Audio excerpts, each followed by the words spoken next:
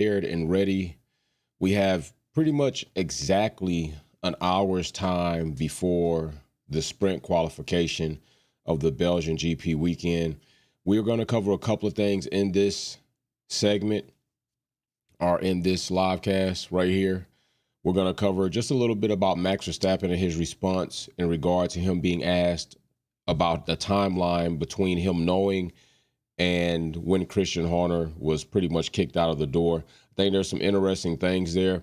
I know I had already did a post on some of the verbiage, but when you actually look at the body language of Max Verstappen and listen to him verbally express or answer that question, I think there are a couple of telling things there, a few telling things. That's going on. Sylvia with Kelly first in the live chat, and we're also going to cover the car updates, any teams that have made updates. So we're going to cover a couple of things here before we get into the sprint qualifying, which is in an hour's time from now. We will be live for that. What's up, Mary Beanie, Rambro 88, the top three on the podium for the live chat. So let's just go ahead and get right into this, let you hear it, then kind of go over it, and then go from there.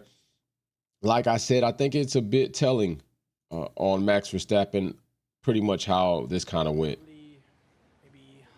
Before it came out, and yeah, I mean, that was it. Management told me about it, and then life has to go on because because we had the 2-week break, so there were of course from team side a lot of things just going a bit on. But at the same time, I already had kind of like he kind of it was an abrupt thing. So in a way, it was also good just to reflect on the first bit of the season, and. Yeah, just come back here and... It's very abrupt. It's very abrupt to me. The transition from kind of answering the question to the transition of just getting right into your holidays. Max Verstappen does not seem all broke up about this. Max Verstappen doesn't seem heartfelt about this situation. We've literally heard him express more passion and tenacity when he was defending the FIA in regard to making a certain call. I forget which race it was. It was a few races back, and I want to say it was Brundle who was asking him the question. May have been Ted Kravitz who was asking him the question, and he really took a defensive stance on it being one person to blame and not blaming and not calling out. He really took more of a defensive stance on that. There really wasn't a defensive stance here. Let's just keep it real. Typically, when a star player or any athlete is on a team and your head coach is wrongly dismissed, or your OC or your DC is wrongly dismissed, or your assistant coach is wrongly dismissed, typically players will express that in the media. Not only will they express the surprise that they had in regard to all of a sudden this happening, but typically they'll say something to go to bat for that person. Micah Parsons did so even with I forget his name, but he's long gone. But he was the coach at Green Bay with Aaron Rodgers, came there to be the coach, lied about it, doing some nachos with Jerry Jones and Mike McCarthy. That's who it is, Mike McCarthy. Even Mike McCarthy, during that situation, Michael was a bit more supportive. There wasn't any support there for Christian Horner from Max. Mary Beanie in the Super Chat says, you know what Max is saying is bullshit. He knew before. And Mary Beanie saying that Max probably knew a bit more before half a day. I actually think that might be possibly true. I think he knew before that. I actually think that this was a request or an ultimatum from Max Verstappen and his dad in regards to, hey, if you all are really serious about trying to keep me here, because I'm in some serious conversations about trying to leave here, that guy's got to go. And I'm pretty sure management told you for a couple of reasons that I already expressed in another podcast. But there wasn't a big, I would have thought if Max Verstappen didn't agree with it, he would have said, I really wish Christian was here. I think what he added to the team is something that led to us having several championships, led to us having positions in appeals and our petitions. And his contribution is going to be missed. There was none of that. None of that whatsoever. So, yeah, do I think Max Verstappen is not all broken up about Christian Horner's exit? Not at all. Do I have my opinion that Max Verstappen and his dad were part of the reason why Red Bull made this move so knee-jerkish? I do. But That's how I feel about it. But let's get into some things that are going to lead us into seeing maybe some of the results that we're about to embark upon in about 30 minutes or half an hour, no, an hour's time from now. All right. And we're going to get ready to get into sprint quali. Now, I'm going to tell you right now, I'm not a big fan of the format of the sprint process. I myself think that sprints should be reformatted to where it is the bottom drivers, or it is allocated. Galactus even added this in to your reserve drivers. The team, all teams enter, but it is your reserve drivers that will enter into this competition. And that way we get to see a bit more fighting out there. I think we'll see a bit more competitiveness. We'll also let those reserve drivers like Felipe Drugovich, who should not be a reserve driver whatsoever, get out on track. Paul in the super chat says, good day, fam. Happy Friday. Smash the like, y'all. Peace and love. Mary Beanie just gave somebody the best gift that you could give somebody, which is a Wolfpack membership, and that went to Debbie Mathael. Go ahead and make sure you get into the Wolves Den so you could get in there. And I just saw Kenny Bugs kick in. What's going on, Kenny Bugs? So, yeah, I think that there's a lot. Sylvia Witt Kelly in the super chat says, of course, he knew days before he and his dad were zooming around on their broomstick. Oh my gosh, on their broomsticks. Sylvia Witt Kelly kicks off the first joke and comedy show right there. That was a good one. Zooming around on their broomsticks. And we do know that Max Verstappen and Toto were seen together, jets occupying the same tarmac, probably out having conversations about potential contract negotiations. And a lot of that is going on because a lot of it is smoke coming from a fire that will soon reveal what will be the future of Max Verstappen, what will be the future of Mercedes, what will be the future of Red Bull. And while we're talking about Mercedes, let's get into McLaren this weekend. McLaren this weekend are bringing a rear wing. This rear wing is drag and circuit specific. New low downforce rear wing. So they are bringing that rear wing. Nothing big right there from McLaren. Definitely something that could be pretty impactful at the race. Already we know several teams have made floor or height adjustments to that car not to wear out that plank. We don't want to see any DQs from Ferrari, especially about plank wear. If they get DQ'd here for plank wear, I'm pretty sure some of you are going to light the tarmac or the paddock on fire, and Ferrari's going to be even under more pressure than they have already put themselves in. Miss Dino in the super chat says, that's why I think he is not going to Mercedes. So, Miss Dino, you think Max is not going to go to Mercedes because Red Bull made a very big decision in dropping Christian Horner? You think that right there is why Max Verstappen will probably stay with Red Bull? I think that's partially right.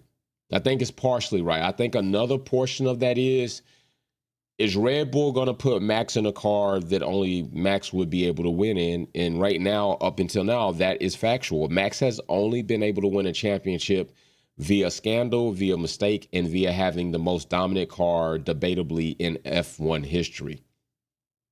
We've not seen Max win a championship in such ways any other than that. We've not seen Max consistently win races in any ways such than that. And let's just keep that a buck. Let's keep it real. And do you notice something? Do you notice the live chat is minus some people? You notice the live chat is minus some things? But let's just keep it real. Max has only won 2 races halfway through the season. He's only won 2 races halfway through the season. Just putting that information out there. Just sharing that information with you. We got our brother Paul sitting right here in the super chat, and Paul says, let's go LH44. Love that he is taking control at Ferrari. Glad he is speaking up.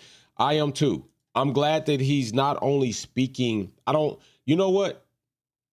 I'm glad that he's not only speaking up, but I'm glad that he's speaking too.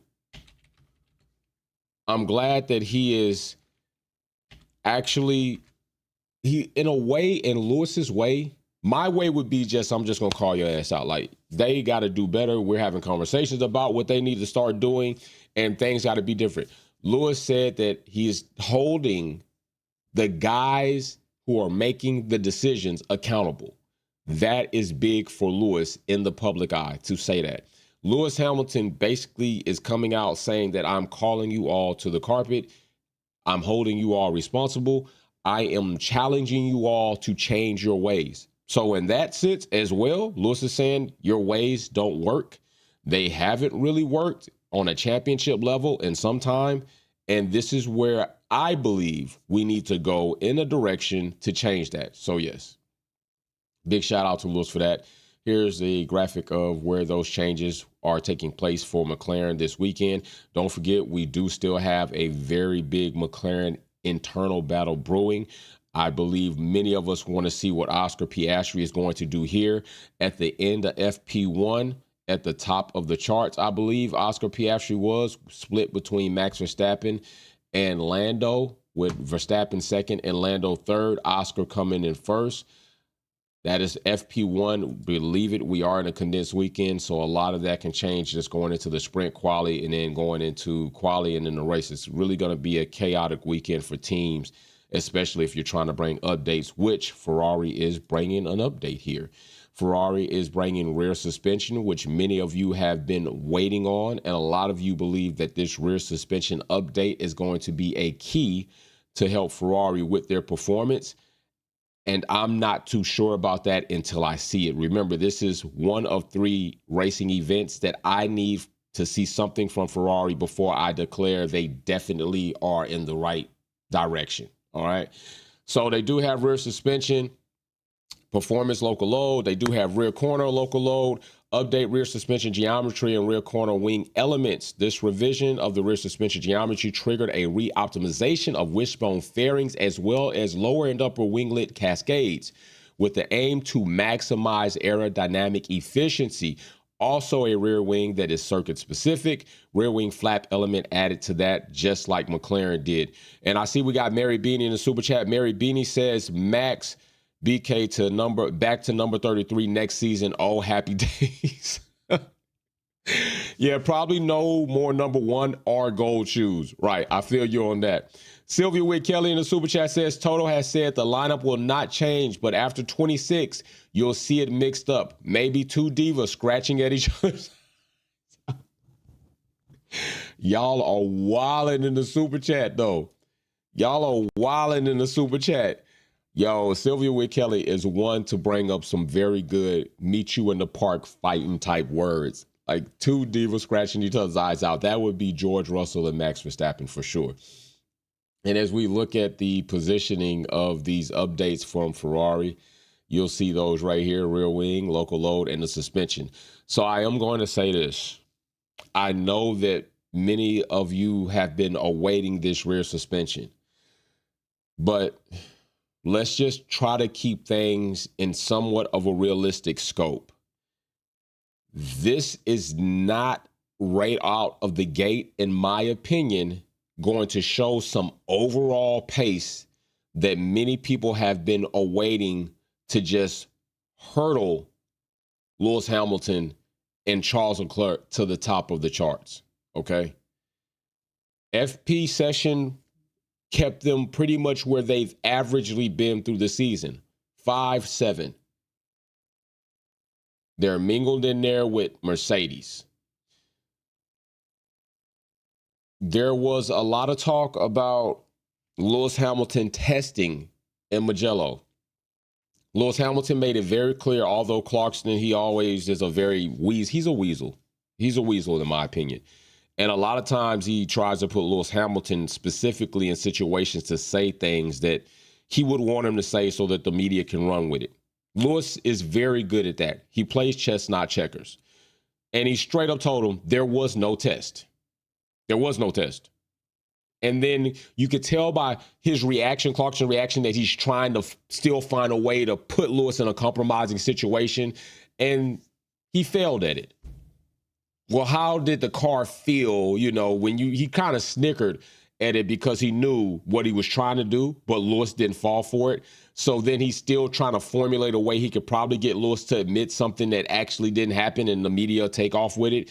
And Lewis didn't. So then it just came back to, well, how did the car feel? And Lewis is like the same damn way it felt the week before.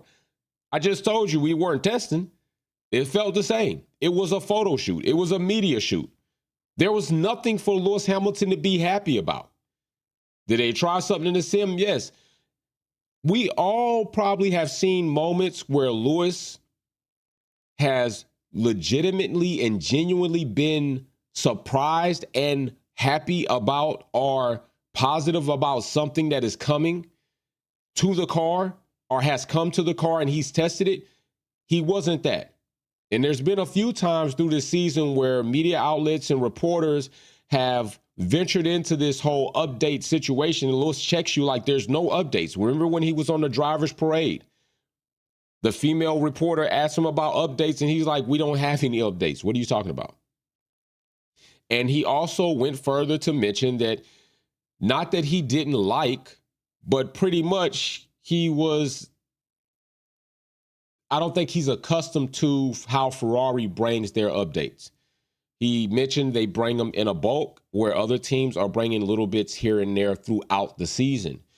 And I think if I'm kind of getting what Lewis is putting down, I think Lewis would prefer some gradual implementations throughout the season versus bulk drops throughout the season. And I think there are a couple of reasons for that. One, you get a bulk drop, a lot's going to change in a sudden amount of time, and you're going to have a lot to adjust to in a smaller, what would seem a smaller amount of time. You're also going to have a lot to adjust to, and you don't know how much of it you're actually adjusting to and how much of it is actually improving this, and that bit. I think Lewis would prefer, hey, let's bring these along incrementally so we can start adjusting incrementally and we can see if we make a change, it's related to this update, not a plethora of updates we just drop down on the car. So I think that's a way he probably might prefer to work. Next up for grabs with a very, to me, extensive update package here by Red Bull Racing. 5 changes, quite a bit to go into here. We'll see here they have the front wing, which is local load. First and second element both have revised camber and incidents. As a consequence of the regulation, elements 3 and 4 had to be adapted. Okay, so I got a question here. I got a question for you all. Do you remember when I said that if I see a team that later comes across mentioning that their front wing has been changed in what would be in accordance to the regulation change that happened events ago, I was going to question you. Well, here it is, Red Bull, a team, front wing change, way after the regulation dropped, and these have to be adapted. Why is it now that these cords are just being found out, and as a consequence to the regulations, 3 and 4, 2 cords, 2 elements of your front wing are being adapted after the non-flexi regulation drops?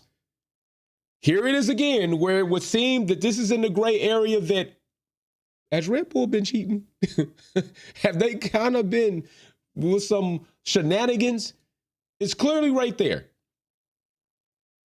Clearly right here. As a consequence of the regulations, I think that if you say that, regulations, which one are you talking about? I think you should have to list the regulation that you are in consequence of changing any part of your car to. I think they should have to list that because I'm pretty sure it's going to be the non-flex wing. What's up with that? So have they been running an illegal wing since then? I'm just saying, according to what they put here, I need to know which regulation it is. But this is suspect that Red Bull has been running an illegal wing, because if a regulation comes out, a technical directive comes out, and it says this is what you need to be within tolerance of legality, and you're now making changes in consequence to a regulation, which means you're out of regulations, that means that front wing has been illegal. That's how I kind of read it. Could be different, but that's how I read it. You let me know what you think about that. The geometry changes revise the pressure distribution across primarily the first two elements of the assembled wing, raising the overall load derived from the assembly.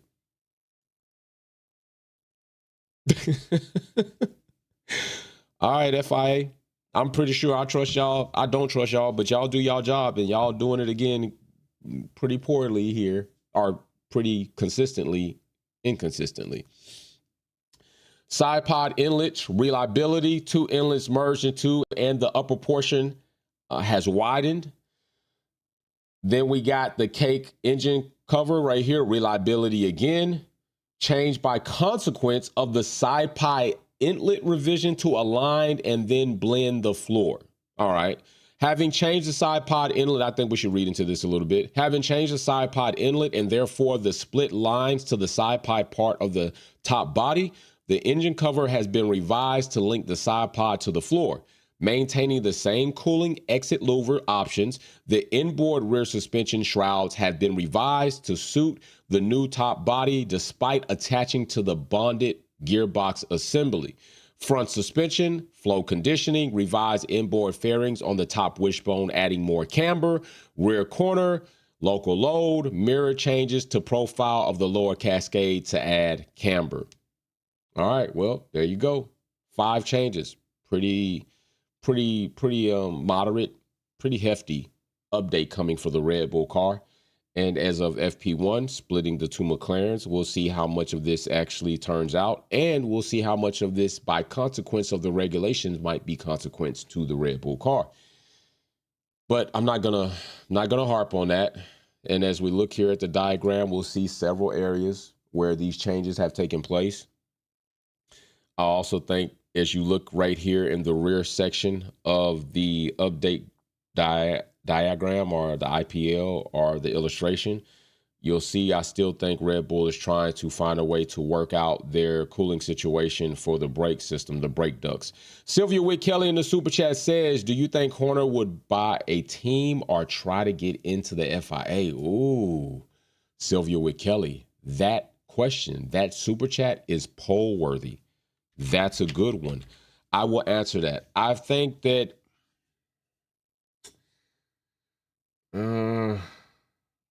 heavily depends on what is going to come of any public legal situation that Christian Horner may be still or isn't going through. I think that,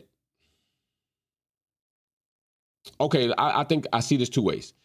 If Christian Horner is going to entice his competitive spirit, I think that Christian Horner would try to get into or be partial owner of a team. I think if Christian Horner is going to get his petty, I'm going to smite you bag, he becomes part of the FIA and makes life a living hell for Red Bull. That's what I think. But I think that's poll worthy. So I think that we should kind of go with that. I think that's a good one. All right. So I think we're going to go ahead and poll that. I think we're going to go ahead and put that in here. Sylvia Witt Kelly, thank you for that question. And we will put this to the fam and see what the fam thinks as well. Since I just gave you my answer, let's go into see what the fam thinks. Poll coming in the chat. Vote on it. Don't dance on it. Good one, Sylvia Witt Kelly. I like that one right there. All right, so let's get down to the next team. Red Bull changes. We also have Mercedes Petronas right here with some updates here in Belgium. And that is going to be the front wing and the rear corners. And with that front wing situation, it is going to be increased chord and end plate second element. All right. So we need to kind of see increased chord of second element. What are we talking about? Are we talking about increased tensile strength? Or are we talking about just increased surface area? Increasing the chord on the front wing second element local to the end plate and reducing the forward element chord redistributes the tip vortices and improves tire, squirter, and lower weight control. So we are talking about flow control. So I do believe that's just going to be a widening, a changing of the surface area, how much surface area is there on that cord, not tensile strength or it giving under pressure, which would be more in the flexi realm. Rear corner, drum lip, moved inboard. All right. So that's pretty much it for Mercedes right there. And areas of focus due to the illustration, you'll see right here, everything is pretty much outboard. All right, right there. So hopefully maybe we see what changes that brings for Mercedes. Mercedes right now in a little bit of a situation. The other team, Aston Martin, bringing another moderate update here. Several different components: the front wing, balance range, front wing flap, and front wing used at previous event with reduced chord. Another front wing for local load, front wing assembly based on a previous version with modified section to suit the revised nose. The nose itself, shorter nose with wing mounted from the second element. Rear wing has also been changed, drag specific, circuit specific, and also the beam wing here has been changed, single element beam wing. So this is something that Red Bull pretty much found themselves being the innovators of. The beam wing section when we came in was two different surfaces, but they acted as one. And then pretty much Red Bull blew that apart, still had those two elements, but find out within the regulations, it wasn't illegal for them to kind of resituate those two elements that were meant to act as one to kind of act as two to give them more downforce or whatever they wanted to do. And here is the area, definitely a front nose and rear booty job, kind of like a BBL plastic surgery here. We got nose job, we got a booty job by Aston Martin, and we'll see what that is going to do for them. As of FP1, Aston Martin was 8 and 9, still in the top 10, tied together, Stroll leading Alonso, which may not be the case coming up in qualifying, but we will see in about the next 30 minutes as we're going to be here for qualifying live. So be sure that you are here for that as well. Then we'll go into the next team, which is Alpine. Alpine is bringing something. They're going to bring rear wing. They're going to bring beam wing, low downforce, nothing too exciting right there. Just two areas right there. Then we have MoneyGram Haas, the most un-American team. They brought nothing to the party. So Haas is kind of like Gene Haas is. He's stingy with his money. He's going to show up to your party, not going to bring anything to drink, not going to bring anything to eat. He's going to use your plasticware. He might get in there and get a real plate. You leave dishes behind, and definitely not bringing anything else for anybody to eat on. No snacks, no nothing. Then we got Visa Cash App Red Bull, which is going through a situation with their team principal change, going over to Red Bull. They're bringing a rear wing update, rear wing profiles. They're bringing rear corner. Geometry of the winglets in the rear corner has been updated, and the diffuser. Diffuser geometry has also been updated. So the Racing Bulls bringing a little small package themselves there. And we'll also get into Atlassian, which I already told you I'm a little bit disappointed about the situation going on at Williams, to find out that Williams indeed is... they're not going to be bringing pretty much any more updates aside probably what they brought here, which is still moderate. And Williams bringing a floor fence. All right. Each of the Ford floor fences have been reprofiled. They're bringing a floor edge, a lot of floor changes here, which could be a game changer for Williams, maybe to kind of push them, give them a bit of a surge as we enter into the second half of the season, and then they might kind of fall back midway through the second half of the season. So maybe we get a surge here. They need some good reliability.